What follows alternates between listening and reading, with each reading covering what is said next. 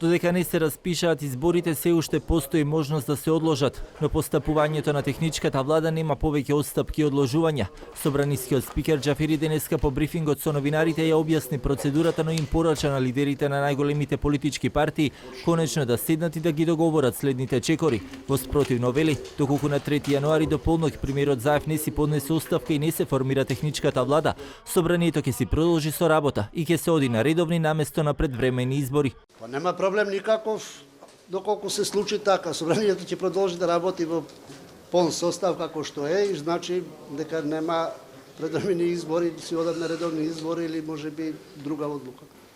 Доколку оди по оно што го договорија лидерите, процедурата е најкасно на 3 јануари до 24 часа треба да е избран составот на техничката влада со оно што го пропишува законот за влада, елементите што треба да се променат, односно персоналните решенија што треба да се променат во духот на Пржинскиот договор.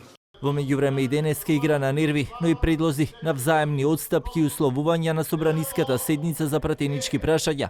Премиерот Заев со фрлена ракавица до пратениците од ВМРО ДПМН вели прифаќа шпицен кандидат, но само ако Мицковски прифати една изборна единица.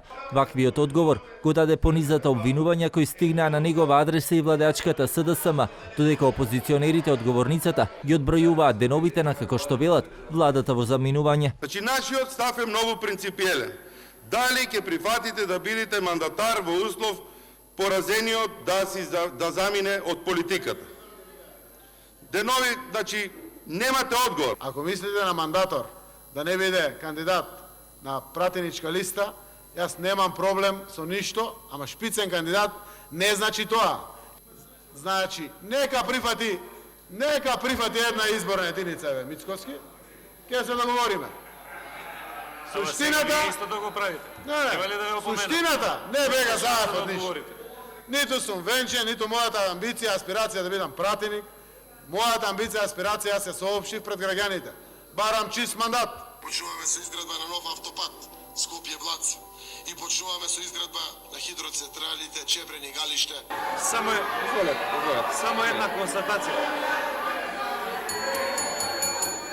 Во меѓувреме пак извори од собранието брифираат дека за околу 40 на закони од областа на финансиите, здравството, социјалата е постигната согласност меѓу власта и опозицијата, а тоа се гледаше и на вчерашната седница кога дел од овие закони ги гласаа и пратениците на ВМРО ДПМН.